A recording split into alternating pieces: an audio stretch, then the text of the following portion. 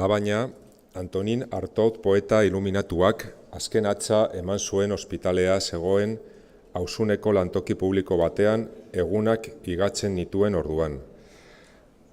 Taraumara umeak errokan, konkorturik eta lasaigarriz zintzurreraino emokaturik. Jiten zitzaizkidan, gordeka bezala sosbila. Begi hilaiek oro noiztenka soro etxetik eskapatzen ziren, baina ez luzerako ahatik, laster ambulantzia erotzak hautematen zirelako. Lanetik apartamentu hitzetara presaka zijoazen jendeen bakea kabala sangreatu oihu larrutuz hausten zutenen harrapatzera.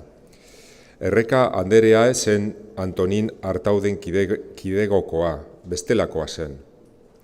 Maialen, hala dei dezagun hemendik aurrera, urteek haragi zuztu emazte meako hil laburra zen.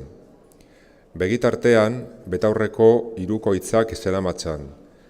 Arropa pobre eta hitzez besti zen. Bizi osoa lanean eramana zuen. Parisko soto bateko dendari atelierrean, turkiar eme eta aur hotzak ekarrarazi zituzten tarte horretan. Bretainako Crozon arrantzale herritik gazte joan zenetik erretreta hartu zuen eraino.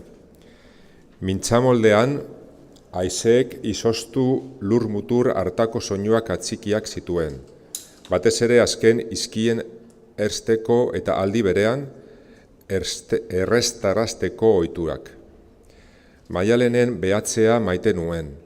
Tristan tristearen eta Isolde gozaioaren brokelan oianean barra gidatzen bainin duten, nolabait.